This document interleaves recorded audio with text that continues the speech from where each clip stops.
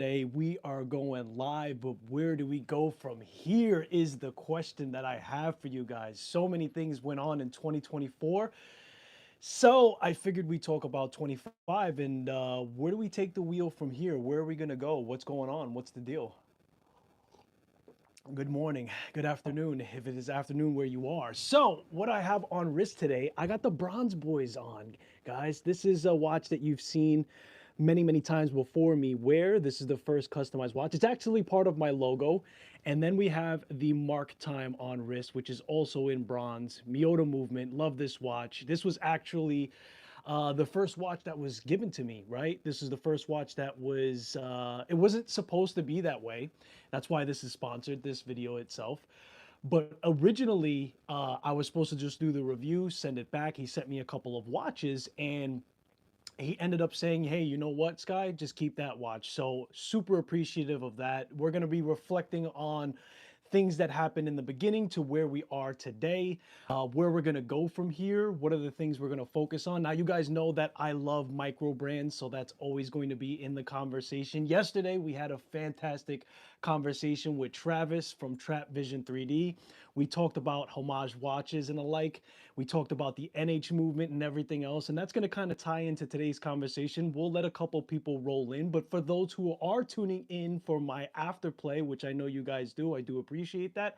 Hello and good morning. Uh, Couple of things I wanted to come in here and talk about, man, but I also want to have a conversation with you guys. How has 2024 shaped your collection plans for 2025, right?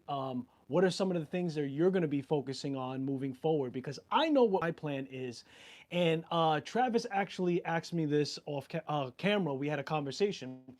And I told him that, hey, bro, honestly, because I'm super excited about microbrands for 2025, what I'm gonna do for my collection and buying watches moving forward, I'm gonna pretty much wait for the shows. I wanna do it in person. I wanna touch and feel these watches. I wanna put them on wrist. I wanna make sure that I actually do like them and how they fit and the like. And that's a great chance for you to compare and contrast because that's the only downside to micro brands, right? We don't have them in stores, we don't have them in ADs, so we have to rely on website information, dimensions. Hopefully, you know your wrist size so you know what's going to fit. But when you go to the watch shows, if you're able to do so, I definitely recommend you do. If you watch this channel, you're probably going to be excited for micro brands at the end of the day. And that's the best time and the best chance for you guys to really get the full experience of what a micro brand can do for you guys. You get to talk to the owners, you get to talk to other like-minded enthusiasts and get a lot of information at that time. Oscar is in the building. Good morning, sir. On my wrist again is the Mark Time M1.2. I actually paired this with a Montrose strap. This came with a leather strap.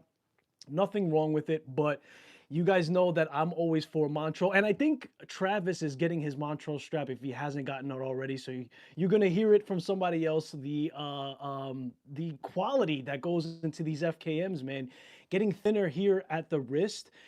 I'm telling you guys right now, the Montrose strap gets softer over time, which is insane because when you open it up already, it actually is very soft. And I'll take this watch off so you guys can see exactly why I'm in love with this watch.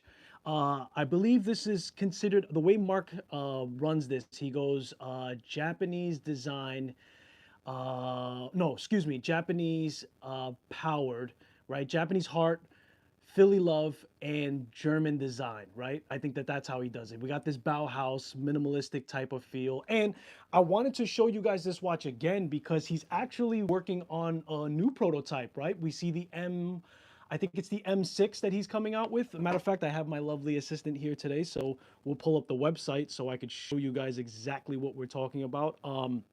He has a new release and I'm excited for it. I love the case design. I think it's a nice step forward into what he's doing here. I believe it's also going to utilize the same movement that he was using before, which is I believe it's the 9039. I should know this by now. But I wanted to give you guys a look at the watch that he has coming out because I absolutely love it. It has a textured dial to it. Um, and it gives me kind of like a Seiko kind of case. You guys will see what I'm talking about in a minute. And I really love where this brand is going. I saw Mark Time from the Philly show, as you guys know, but that's going to be the new case design that he's going to have for it. We're going to stick on theme for the dial. I believe the difference on the dial from what I'm seeing on pictures is the outside ring is actually going, that track is going to be applied indices. So he is switching things up when it comes to that. Specs on that's going to be a 39 case. It's going to be 45 lug to lug, 20 millimeters. So it's going to be a strap monster. You can put whatever you want on it. And it's still going to be a 9039 on that. And I think he's looking to do a screw down crown. That's not included in the prototype, is what is listed on the website right now. But I love the different colorways. Let's see if I can get it through this. Here we go. I love the colorways. It's hard to see the texture on here, I know, but we're gonna have some lovely colorways coming up for that. And I love the pink colorway to that. I still need a purple. He's got a purple going on. And I think the best colorway for this design is going to be the orange. That's really, really nice. That's really, really vibrant. I mean, if you haven't gotten like a summertime vibe or like a springtime vibe type of watch yet, I think that's going to hit right at home.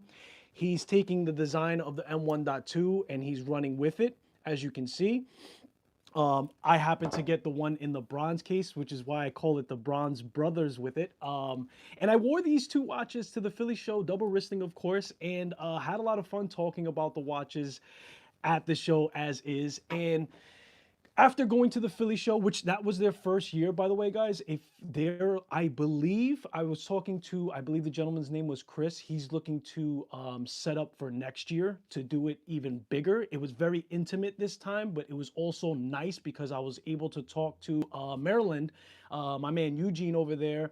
It's always nice to have a conversation with a watchmaker. And I was able to really just, Dufresne was also there. I sat down with him, and he's pretty much a one-man show. He makes beautiful watches. And keep in mind, if you're in the Philly area or if you're a type of person that likes to go to watch shows, they're going to probably do it bigger and better next year. So keep in mind for that. And I'm pretty sure Mark Time will be there as well. Absolute gentleman. He actually sold a watch while he was there. And again, I have it on the FKM. Now, I did put the hardware, the bronze hardware for Mark Time on there just to keep it on theme. And I absolutely love this watch, man. When you talk about a minimalistic watch. Now, here's the deal. Just so you guys know while I'm talking about it, in this design, and I don't know if he did this for the M6 that he has coming out, but you can't see it on camera, but there are kind of braille markings around the outer side of it. So you still could set it to the exact time while still having a minimalistic design. I love the big bold hands on here. The sweeping second hand with that red second at the end of it, gorgeous. All of this is illuminated, so you could kind of follow the track of the second hand. Again, I have it on the Montrose strap. I mean, I know I'm plugging, but guys, I'd like to share with you the things that I find fantastic for the watches and the two pair. I think Mark Time, right, and Montrose strap should get together and do something, man. I think that's what really needs to happen. Again, Mark's Time strap, I'm not putting any shade. He has a lovely leather strap on this one, and I'm sure his other straps work very well, but like butter and right out of the package for Montrose straps. So I got to plug my man up. Whenever I find a good quality strap of the like, I have to share it. And again, Trap Vision 3D is also going to get his strap real soon, so you'll probably hear it as a reinforcement as well. Looks awesome. Thank you, sir. The other watch on my wrist, I'll show you guys real close. And I know I've shown this watch before, but we're kind of wrapping up the year. And I like to bring us through the journey of where we're going to go. And what got me here, where we are today, even talking on camera, building that confidence, started with modifying. And I talked about that yesterday with the homage watches and getting into building watches, deconstructing them. If you guys haven't seen the live with Trap Vision 3D yesterday, I recommend you do so. We had a great conversation. We covered a lot of grounds with homage and clomage. But let me know right now, guys. Let me know, does this feel like a homage? Does it feel like a clomage? Does it stand on its own identity? I don't know, because honestly, I built this from pretty much scratch. I got this originally. I was ready for bronze in my collection. This is very early on. The casing was from Do It Yourself Watch Club. and it's gone through so many different iterations. It's why I get fired up about encouraging people to mess around with watches and do your own builds and get into that kind of like. Now, this started off with a Seiko dial, right? A regular Seiko dial, and I was trying to achieve the kind of homage to the Alpine, and I had the colorway very close to it. But again, this has changed dials, it's changed hands, many, literally hands, many times, where I kind of finally got it down to where I want it to be. I absolutely am in love with this, and it's patinaing very nice. I haven't restored it. I know that I can, but I like that kind of patinaed look. I like when it starts to change over time and have that rugged look and everything of the like. Oscar, welcome in. Wristful Ignorance, what's going on? Who else is in the building on the chat? Guys, if you're in the building, say hello. I don't bite. Um, Good morning to everybody. But this one is patinaing very well. I like it. I could restore it if I want to, but I like that old. I want this to look like it was, drawn out of like the middle of the ocean, if you will. And that's the colorway that I wanted to achieve. And green always goes very well. Green, gold goes well with bronze, in my opinion. Sometimes the bronze will look kind of gold tone already, but green and red pair well with bronze along the way. And I needed to find a strap that went well with this watch. That was my only thing. As you guys know, with bronze, and I saw the new release from Zelos, so it's going to tie into this. I would have loved to put a bracelet on there because I'm a bracelet kind of guy, believe it or not. Even though I've gone on and on about this FKM, I really do. But when I get a metal, when I get stainless steel, I like to pair that with a bracelet first. As you guys know, I always recommend get your bracelets first for the watch in particular, especially when it's a little more expensive and it's a little more tailored to the company. Always go bracelet, then go straps, because you have the pick of the lot with straps, and sometimes bracelets don't transfer over as easy. So that's my kind of mindset. And with a bronze, of course, getting a bracelet, you don't want to have that direct contact with your skin. Well, Zelos had just come out with their new release, and they're actually doing a bronze bracelet, and they achieve this by making it stainless steel in the backing of the bracelet. This way you don't have the direct contact with it. You guys probably seen a couple of reviews on it. It's starting to surface now. They make fantastic watches. They're going to also tie into the conversation of where we're going with this later on, because I'm going to list the names of people that I'm going to contact in 2025 and hopefully establish a relationship with and do a deep dive in the watches that they have for either a release or a well-known watch. I don't know how to really go about it. Maybe I should be selecting watches that I have big, genuine interest with already. I know the newer stuff is more attractive, but at the end of the day, I'm a watch enthusiast too. So if I really like a particular watch, and I don't have to keep the watches, they can get sent back. That's never been a requirement of mine, but I am super grateful for keeping them. And it helps the company out at the same time. Yeah, I still have this mark time, right? I did the review on it, and I'm pretty sure he's happy that I showcase it all the time. I love the watch, and I like to keep all the watches that are gifted to me from the relationships that I establish, because I like to test them. I like to field test them. I keep them in my collection. I'm not going to move on for them, at least for a couple of years, because I really feel that it deserves the light of day other than just one review. Doing a deep dive after the fact, or stress testing them, if you will, along the way is pretty nice. So Pack, hello sir, how are you? Welcome in, welcome in.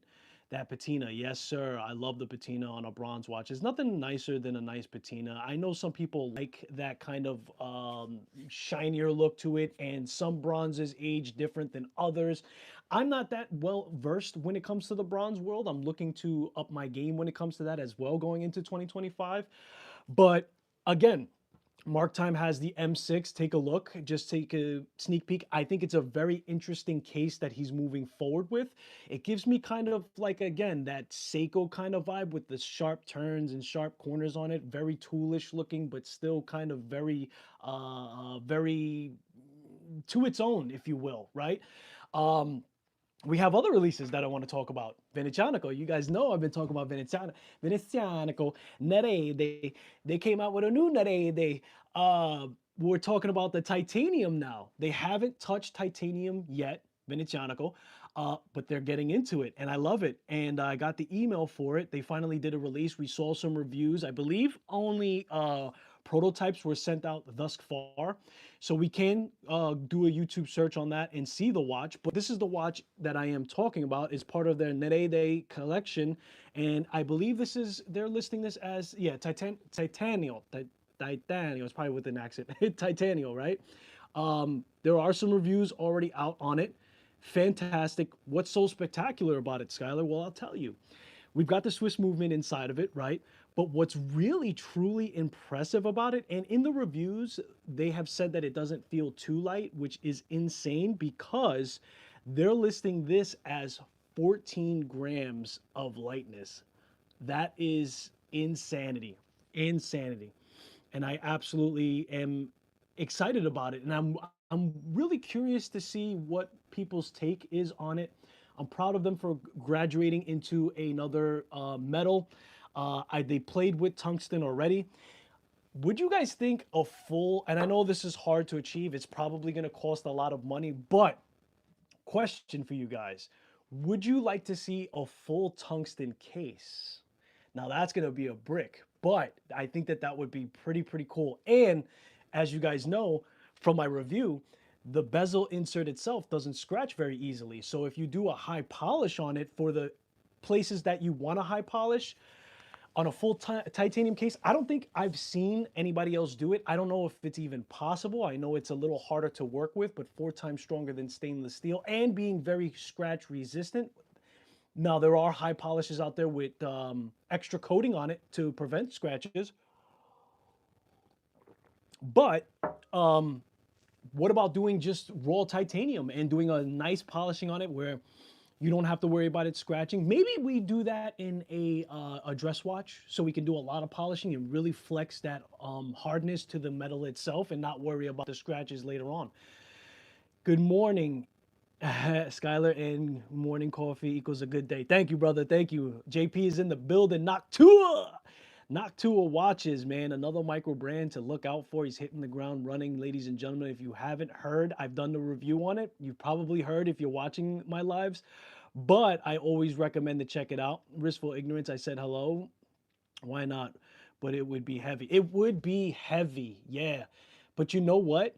Why not? Yeah, why not have one of those days where you're like, let me put a brick on my wrist that's just completely scratch resistant and I know can run the mill, if you will. Now, I said on a dress watch, so I don't know, maybe it should be stuck towards a tool watch. And how, if we do it on a tool watch and we do it on a dive watch, how is that click going to be on it? There's a lot of things to juggle with that, but it would really be kind of like exciting to see. I think something new, right? I love that they're getting into titanium, but if it was something of the sort like that, that would be really cool. Really cool. Thank you. Why not? Here on, I'm going to the movies. Pack, no problem, brother. Enjoy your holidays. Thank you for tuning in, man. A brick. Yeah, no, it would definitely be a brick, Oscar. Oh, man, let me see there. I haven't seen that Aragon. I'm, you know what, Ristful? I'm waiting for you, man. Wait a minute, hold on. I'm blaming you for me not knowing more about Aragon. How about that? I know that you have a heavy focus on it, and I'm interested to see what Aragon could do. I think what's happening, and now I'm transferring over a little bit, but we'll get back on track. Aragon is going to take a lot of sales, I think, from Invicta. You know, I hate to put any shade out there and have that kind of talk, but just being plugged into the community of Invicta collectors, you guys are not happy with it, right? And Aragon has been doing a lot of different things, and they've been known to do a lot of robustness. Now, here's the deal. I think if Aragon really wanted to step on the gas, stay with me. Here's the deal, and I've talked to some Invicta collectors. They're getting tired of the heft on their wrist over time. They're getting tired of more so the weight. I think the size of the watch is okay for them, obviously, because that's a style thing, and nothing wrong with that. I have a King Seiko. I have some Invictas myself.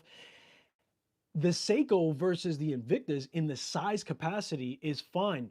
It's heavy on wrist, and I do a lot of driving, and It gets in the way at the end of the day, and it can get exhausting. You can take a break from it. But what I think Aragon should do, if you're listening, uh, do some lightweight cases, man. Do some titanium. Do some titanium cases. So that way you still have that big size, but super light on wrist.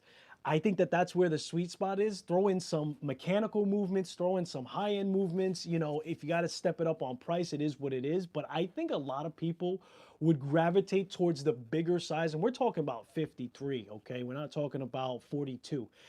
Nothing wrong with that. But if you do it, I think the person who does more lightweight sizes in that capacity is going to hit the ground running. So that's my take on it. I wish I had the money to get if only to review. Yeah, so Bristol, hit them up. I think that the way that they do it is you put a deposit on their watches when you want to do a review. I don't know if you have to put the full amount or whatever, but you have to put a deposit on their watches at Aragon as a reviewer. They send you the watch, you do your review, you send it back, you get your deposit, and or at that point, excuse me, just transfer the money over. I would think, just say, hey, hold on to the deposit, send me another watch, and then get on that roll, because I would love, and I may contact, I did contact them myself, so that's how I know this. It's just I'm at the point now where we're rounding off the end of the year, so I rather polish off the reviews that I have on site and then move forward. And going back to where do we go from here? Um, it's going to be me contacting different companies, and I have some in my site. I have Jack Mason's one of them, right? I've talked about Jack Mason a lot. I was actually supposed to have Peter on the show, but I contacted him around when we were doing when the windup was happening, and I just got busy. I never circled back and everything else. I still would love to get him on the show. Just my time is limited, but I definitely want to get a Jack Mason watch up on here. If I had to pick my lot, I want to say it would be the Dr. Pepper for a deep dive review. I have a nostalgic connection to the Dr. Pepper, so that's pretty cool. But they got a lot of watches that would be in sight for sure. Bale Blue, I don't know if I'm pronouncing that right. Bale Blue, they have that floating second hand. They're for sure a company that I would love to feature. That's something totally different that's not seen by others. Wise is another conversation that needs to be had. Let's see. We talked about yesterday. What was that company, Trap, and I was talking about? Not through frame. I always mix up the name, man. I forget the name. When it comes to me, we'll circle back. Christopher Ward, definitely. I want to reach out to them to do a review of one of their watches. Laurier, I eventually have to get in there. Baltic. I mean, you guys know the names. Who just did a retro type of vibe? Brew Company.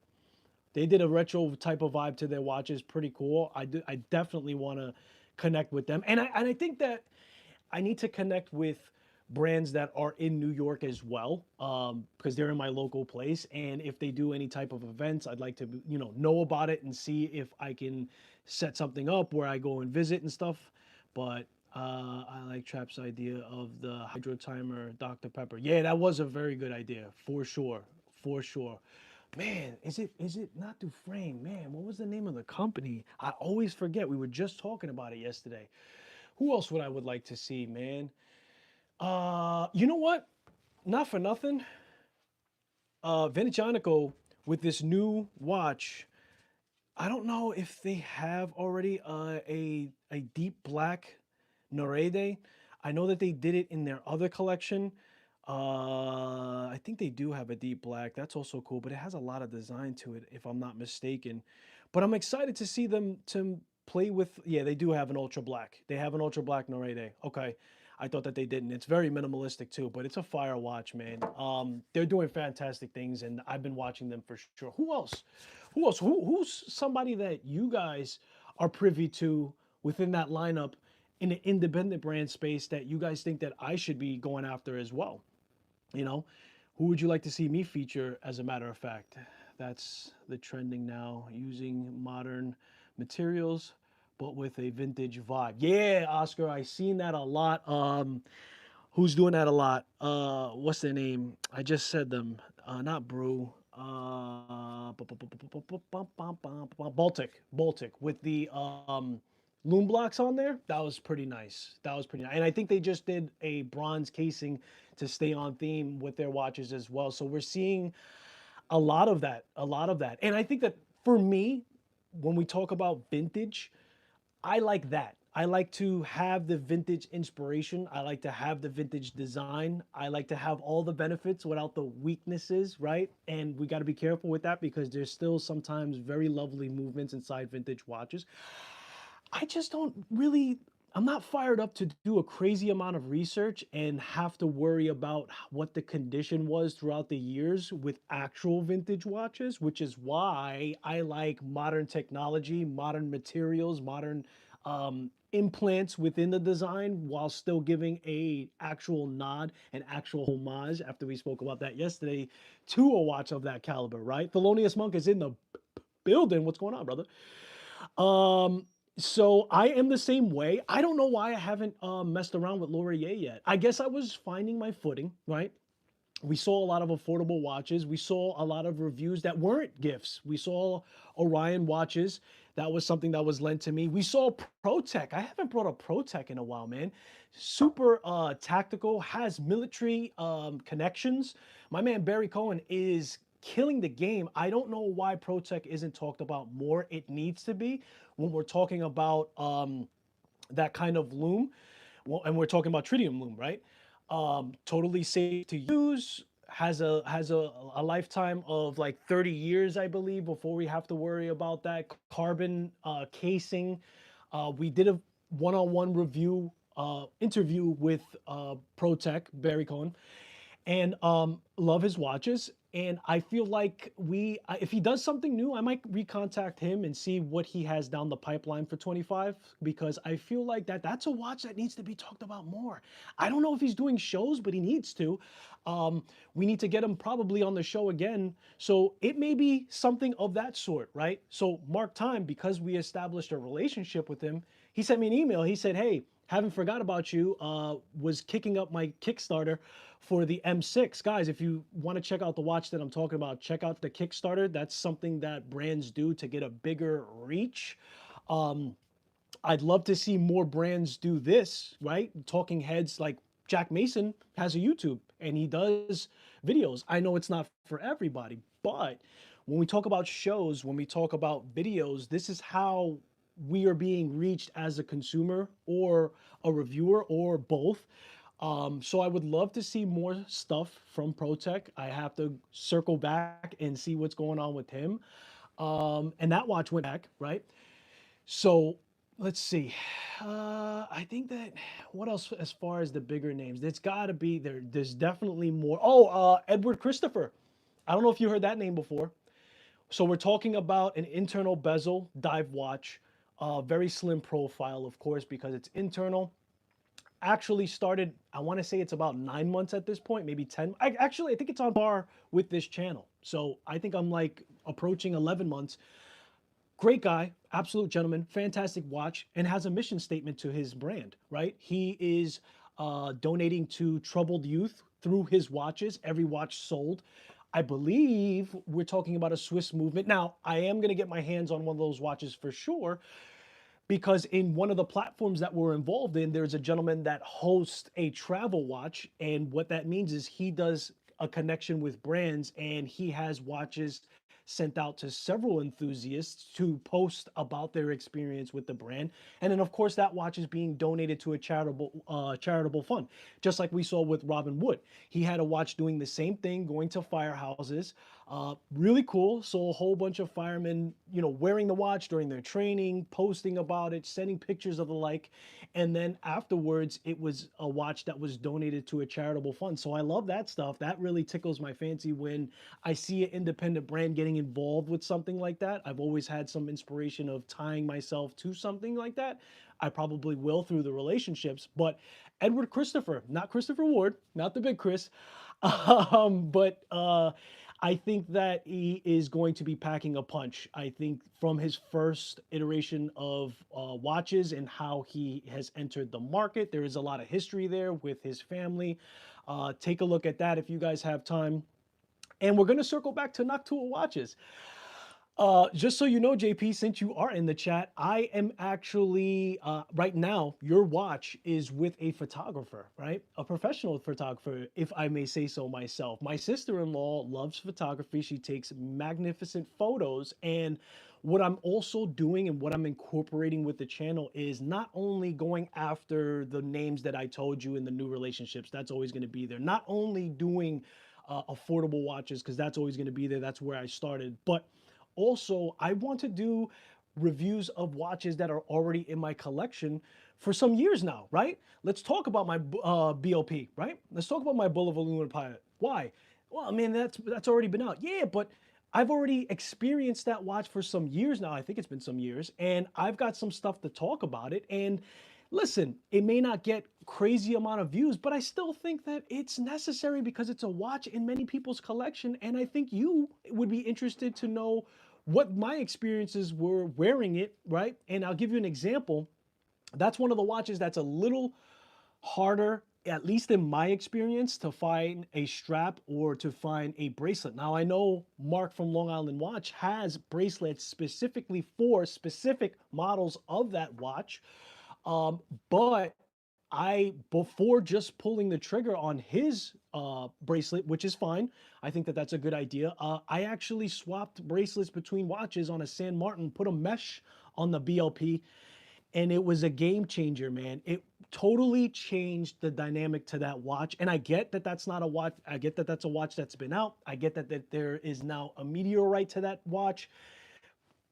But I think there's something to say with rounding back to watches that we already have, right? I always often talk about appreciating the stuff that we already own. So I think incorporating that into the channel and not just going after the new stuff that's we're getting hammered with, it feels like, why not? What do you guys think? Let's see what's going on. I'm sorry about the chat. Let me see if I could catch up over here. Ba-ba-bum. Everyone watches now makes so much parts by hand. I will check that out on Noctool. Appreciate you. Matter of fact, send me a message in Watch Crunch so like that I don't forget. Dean is in the building. Dean Woods, welcome in. Welcome in. Welcome in. Sneak the Wolf, what's going on? Good news, I got an F91W. Can't go wrong with that, man. Classic. I actually did my own review of it, modified it. Um, I want to say that that's the safest watch to travel with in the day and age that we live in, and people being worried that comes up in conversation sometimes. Which watch should I take on travel? What would be safe? I don't know. Ba-da-da-da. Take an F91 Dubs, baby. You know, that's a watch in every country. Somebody's wearing it, right? That's so popular. And of course, I had to modify that because I had to put my little spin on it. I only did a Vario strap, a Vario leather strap. I paid as much, maybe even more for the strap than I did for the watch, but it's a birth year watch for me. I was able to modify the what's it called? What's it called? It is called a film. The film, you know what I'm talking about, the negative film. I found polarized film. There we go. I found polarized film that was a blue colorway. I changed that to a blue negative polarized film, if you will. So I thought that was pretty cool. At least I did. Sneaker, yeah, he had a rough time, a couple months. Okay, okay, okay. So, yeah, going back to that, that's another thing that I'm now working on, man. Getting professional photos for the watches in my collection, gearing up for that, you know, recap of doing reviews of what's in my collection. Also, I told my sister-in-law to do B-roll because if you're already setting up and staging everything, like I have a really cool Christmas picture for you guys that I'm gonna post in Watch Crunch and I'll post to this community on YouTube as well. And she really went above and beyond, and I was super shocked and super proud to see it, and it was pretty cool. So that's going to also be incorporated into the channel just to help things out. And that's what's going on with your watch right now, JP, just so you know. She actually did some photos of this already, which is what the holiday photos is going to be about. You guys will see what I'm working with. I forgot to mention the strap on this, I think. After going so long in different iterations to get this where I wanted to be, I came down to the strap. We talked about Zelos doing a bronze bracelet for their watches that are now coming out. We're now seeing reviews. I think Shane from Relative Time did one already. Absolute gentleman. And it's a fantastic watch to have a bracelet where you don't get that very often. Now, this is brass buckles, and this strap is from Vario. I don't think you could see the branding on the buckle. It's not like it's a very light engraving. You can't see it, but it's on the buckle. But Vario, as you guys know, is a fantastic, not only watches at this point, right? He has a lot of fun watches. I've featured a couple. I think I featured like two of them on the channel, and one of which was that second hand that by itself. That one went back. But his straps are phenomenal, and this is super comfortable. It gives you that kind of like vintage type of feel. We have nice brass kind of like inlays in here, so that's very nice. And I thought that this was on theme, perfect for this watch. That brass kind of looks like the bronze, so it was a home run. And that's the strap that I'm going to keep to it. Quick release, but there's nothing for me to quick release because that's the only strap that I really feel. The only other strap that I like on this watch, and you guys seen photos of it, I'm sure, the Zero Pass strap from Max, from Watch Crunch. I also put that on here. I didn't want to add any thickness. His strap looks like a NATO strap, looks like one, not one. But it doesn't add any thickness to the watch itself. So, and that has a nice like kind of bronze strip down the middle, black. So that's another strap that I do flip in and out of it, but very, very cool, very, very nice. And that is pretty much that. Let me catch up on that. I only have one Invicta. Okay, okay. I got a couple. I got a few. I'm actually gonna move on from the couple of Invictas, man. I want to send Travis a couple of them because I know he could probably find the right wrist. It's just here's the deal. No problem with Invicta. In fact, I'll tell you right now, I have the Joker Invicta that I'll never move on from. I just love that thing. It's hideous and I love it. It's perfect for Halloween though. Never gonna move on from that, but my other Invictus, I'm probably going to let go. I'm gonna send that out to Travis once this holiday madness goes away and people stop stealing packages. That's another subject, but I think that he could find some nice writs from it. Lone Rangers in the building. What's going on, brother man? Hi ho Silva. And everything of the sort. So that is okay, my conversation with where do we go next. And I don't know where you guys, what your plans are for 2025. I can tell you this, and this is something that you already know. We've seen a tremendous amount of releases with watches, and it can feel overwhelming, even to the most seasoned collector. Even if you have a game plan, right, for your collection, let's say you want a red dial. Well, there's like 15 red dials coming out tomorrow, right? It's one of those things. So I'm curious to see, kind of give me like a little insight of where you're at in your collection journey at this point, what your plans are for 2025, and how do we offset the incoming influx of watch releases to be, right, for 2025. I don't foresee anything slowing down. I, in fact, see things ramping up, to be honest with you. We saw the year of the Gotta Watch, right? Gotta get one. Um, we saw a lot of good watches from the Gotta Watch. A lot of people do it well, right? I'm right now doing a review, polishing it off at this point. It should be ready by this weekend of the Erebus edition, which to a nerd is very, very valuable. A lot of things that us nerds, because here's the deal with that watch. On the outside looking in, if you're not super nerdy about this stuff, it just looks like a really nice made watch. You're not going to appreciate the quick release. You're not going to appreciate the diver extension. You're not going to appreciate like those little fine tuning. Maybe even the dimensions would kind of be like a question mark. But as a nerd, you're like, wow, the value in this. This is a Miyota movement. This has all of the specifications. And that's something that I also want to bring up, man.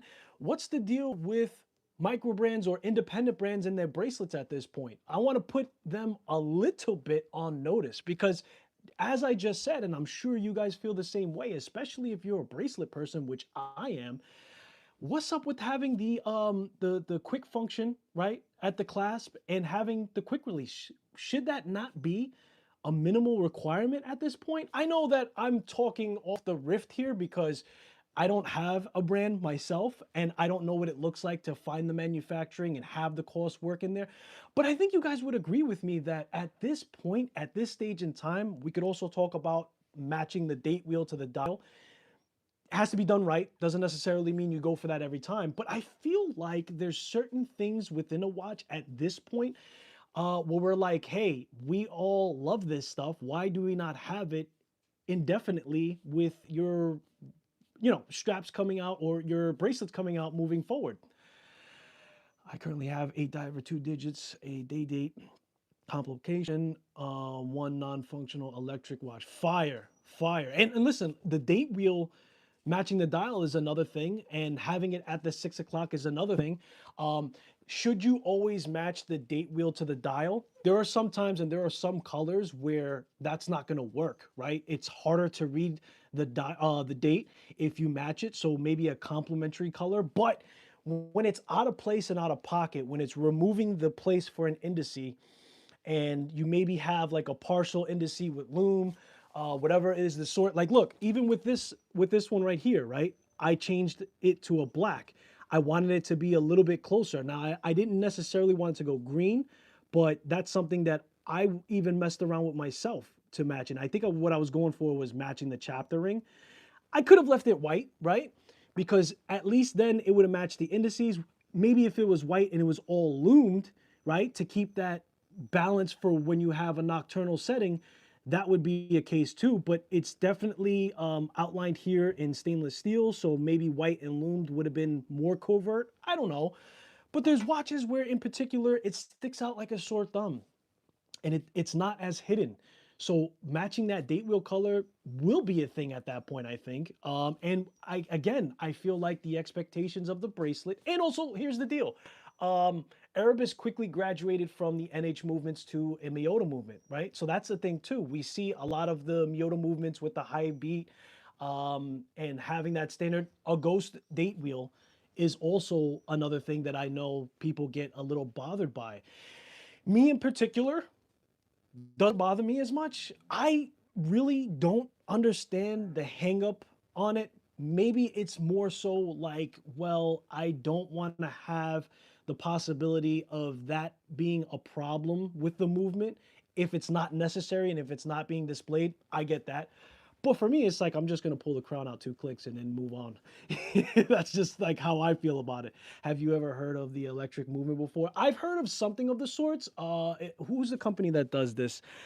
They're at the shows too, man. I really should know this. I have heard of it, but I'm not really fully knowledgeable to all the finer details in that, if that makes sense, Sneak.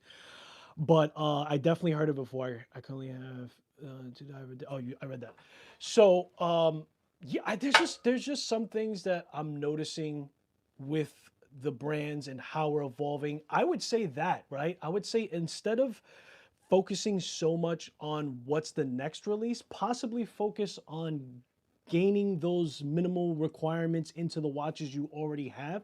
That might be a thing. But again, I understand that I'm talking into a perspective of a person that hasn't built a brand and doesn't own a micro brand or an independent brand of the like. So I get it, but I just think that at this point there are certain things that should be covered, if you will. And those are my focuses, I would say, on the companies. I know that there is so many other names that I want to build and establish relationships and get some watches on a hands-on aspect for sure. But we'll keep moving forward and we'll keep seeing whoever comes up. It's like a mechanical watch movement powered with a battery. And yes, mine is from 1971. And I'm sure, Sneak, that movement still runs very well. If I had to guess, what Sneak, what's the plus or minus on that? How is the movement running? How many times have it been serviced? I have an interest in a vintage watch. Vintage watches in general. It's just the responsibility. I feel like there's so much more homework that needs to be done behind a vintage watch. Probably not that much if you're that passionate about it, but it doesn't work. Okay. Well, all right. That answers my question. But,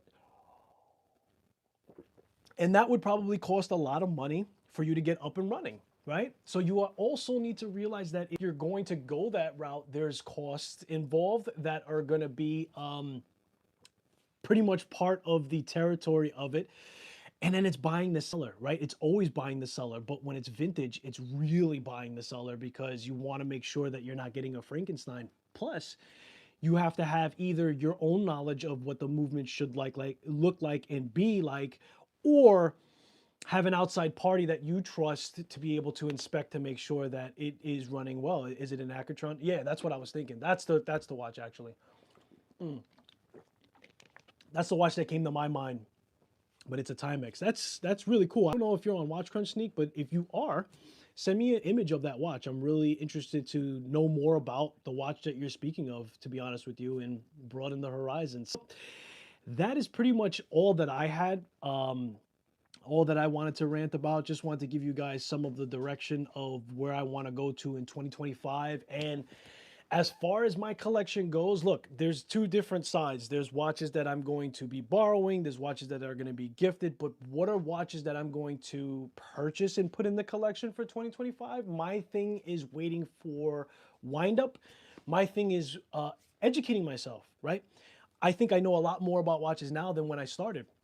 However, there's always more to unpack. There's always more to learn about, right? So I feel like giving myself enough time from today till October 19th, 20th, and the 21st of the biggest show in New York is ample amount of time for me to at least do some homework on the next selection into the collection and really let me digest what I already have in there and possibly do a deep dive of what I already have to make sure that what I'm introducing at this point of having 50 plus watches, I don't want to just throw stuff up against the wall. And I know that my taste in what I want out of my watch costs a little bit more than what it did a couple of years ago. So that's also a thing. I don't want to spend $1,000, 500 to $1,000 on a watch that I didn't feel really was the best fit for me in that kind of move. And you get some deals sometimes in the shows. And like I said, the advantage, which is the biggest advantage, as nice as independent brands and micro brands websites are,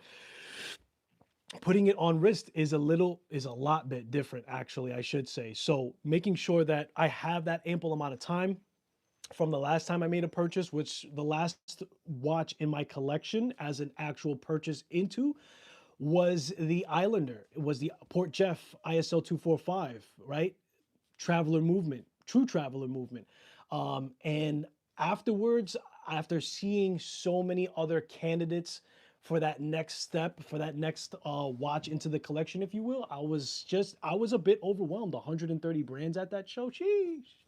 So I think at this point, it's let's do some due diligence, let's do some homework. And of course, it may be different from you depending on where you are in your watch collecting journey. Like you may be at the point still where you're kind of, you need a pilot still, you need a dress still, you need a lot of different watches that you want to put in your collection. So you may be firing off that at the hip a little bit faster, and that's okay.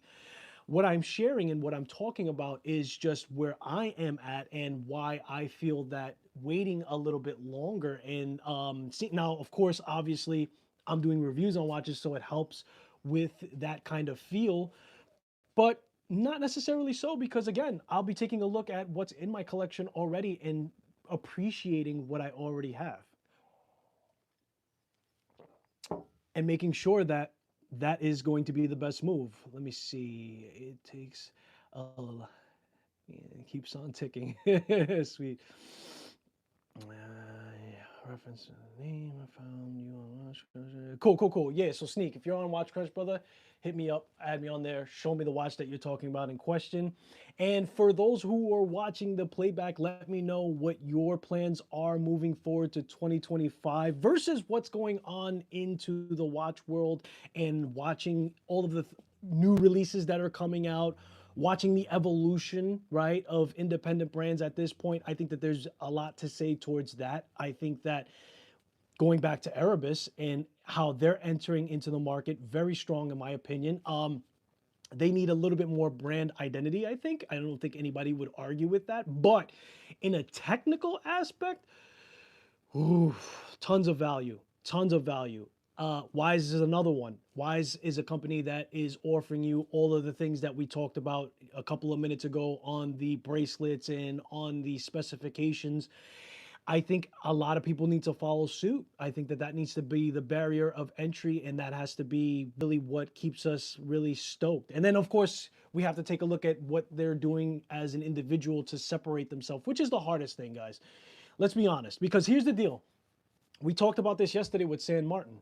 They're coming a lot more now with original designs, which is peculiar because Zhenghong, their independent sister brand, is specifically made as a independent brand, right? We're not buying their watches on AliExpress. They're not being mass produced as much as the other San Martins. We can expect very good finishing in those watches for sure, but I was excited to watch Zhenghong, and I still am, because time and time after again, how many times have we heard we need something that's original, we need something that's fresh, we need something that's new. You know, all of these watches feel more of like a homage. They're being copied. Nobody's really separating themselves. But then when Zheng comes out, they come out with very original designs. And for some people, let's just say it was a little too original. I don't know. I like the way that they were designed. I like what they're doing. I like their efforts. There are criticisms that I could give as far as they go as well, but I think they're on the right track. What was really perplexing was the fact that San Martin seems like they're also going for originality as well, but more so in what is already around, right?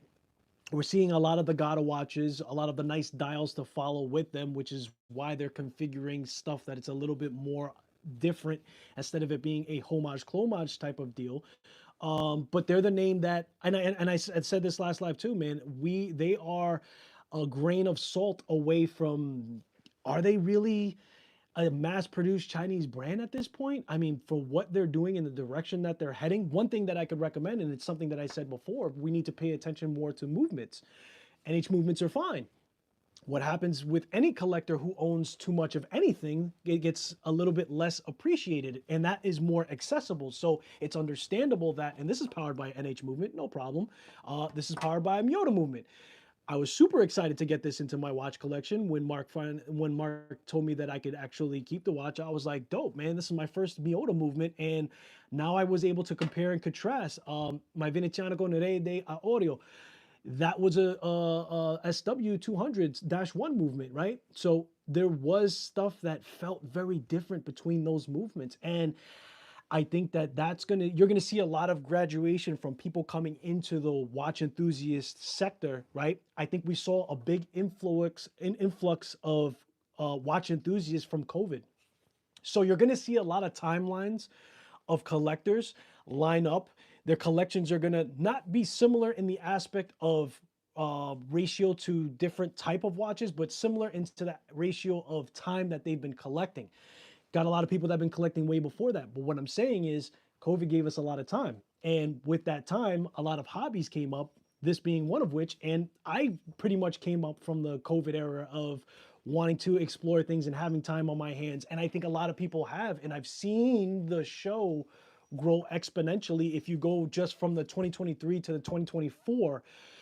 Oh man, I wish I had an actual head count for you, but you could definitely say it grew, and it was a bigger space, and it was filled out from beginning to end. So what I can expect to see is a lot of similarity in vibes of collecting. Again, NH35 is fine. It just needs to be evolved at this point. And I think that when you go from an NH35, you're still getting hacking hand winding. So what is missing is the accuracy, right? Is the plus or minus, which you can do that in a fine tuning of an NH35. We've seen a lot of companies like Notice regulate their modules, their movements, if you will. You can do that, but still people want to see a Swiss movement or at least a high beat movement, whether it be a Miyota or whether it be a Swiss. And then we talked about the PT5000, Chinese made movement, right? But still based off of the ETA movement, right? So, and it so far, so good. I haven't done my thorough tests in it, but from that aspect, from that view, that movement is still being able to be sold in a Tandorio watch, and San Martin's also playing with it for around the same cost of an NH35. So that kind of combats the plus or minus on the NH35 is laughable. Okay, PT 5000, based off of a ETA high beat movement, has the same power reserve in it. Um, I'd like to do some more homework on that, right? Because that could also be a valid transition. Miota movements as well, but they tend to be more expensive. I don't know what the cost is on a PT 5000 in general speaking. I just know that Tandorio put theirs in their watch. I'm sure that there is a larger range of what is coming out of different factories on quality control. Maybe that's a thing. But the point is that the point is you not only have to do things on the outside, but on the inside as well. And it's not easy for brands to come out with designs that are going to be fresh and new without tipping over the edge. Again, I'm using Zhenghong as the example, not because I'm saying that their watches are ugly, because they're not. They're just very different, and you're either gonna hate it or love it type of deal, take it or leave it. But I love to see a brand say, okay, I hear you. You want something different? We're gonna give you a completely different design. Onion Case was the first wardrobe that they had.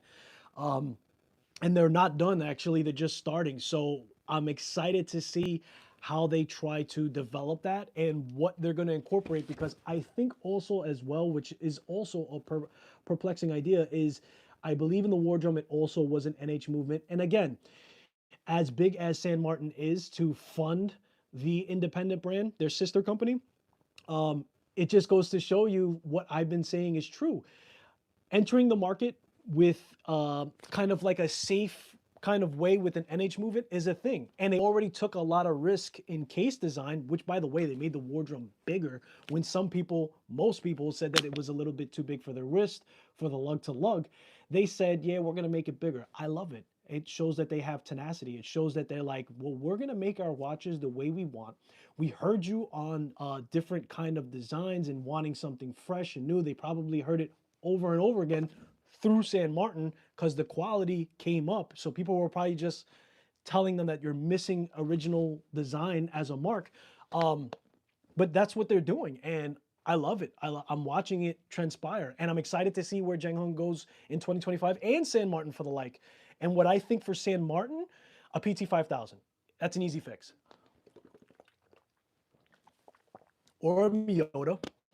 You can go Miota. Nothing wrong with a Miota. A little wobbly wobbly, but still considered to be something fresh and different. Or for Zheng Hong, they can go with. I think they're going to transition quickly into Salida, to be honest, or at least Miota. Miota, yeah, for sure.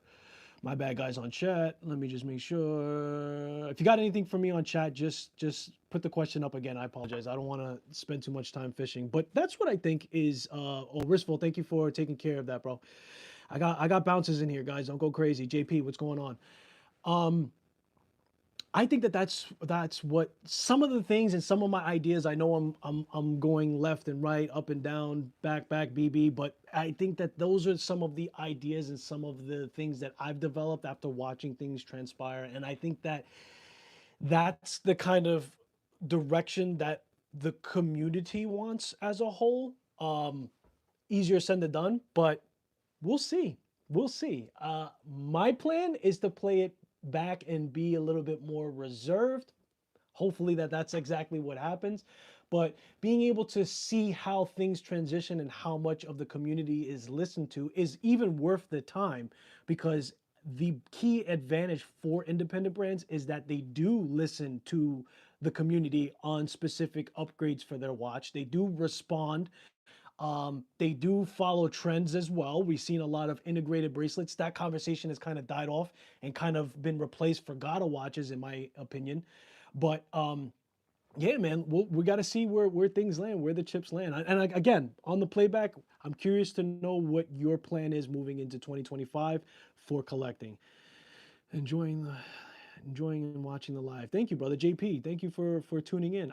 That's pretty much it, guys. That's all that I have for you. I just wanted to show you guys some of the watches that I have on wrist. I have the Bronze Brother again. Really loving what I already have. Going to take a look and do a deep dive to what's in my collection as I enjoy the time in between. Continue to do collaborations with some names that you guys would probably be interested in. Formex is another one we're in conversation of the Essence. I don't think I mentioned them before. There's a bunch of names, man. There's a bunch of names that I am really interested in establishing a relationship moving forward. But anyway, guys, I appreciate everyone for tuning in on this Sunday and spending your most valuable asset, which is time. I will see you guys hopefully soon. If I don't see you soon, have a Merry Christmas for those who celebrate. I had a lot of fun this year with you guys, and I'm excited to see what 2025 unfolds. Merry Christmas to you and your families, and stay tuned for some of the stuff that we have coming up. Hopefully, we're able to align a schedule with Trap Vision. He's looking to build a panel. I think that that's what we need.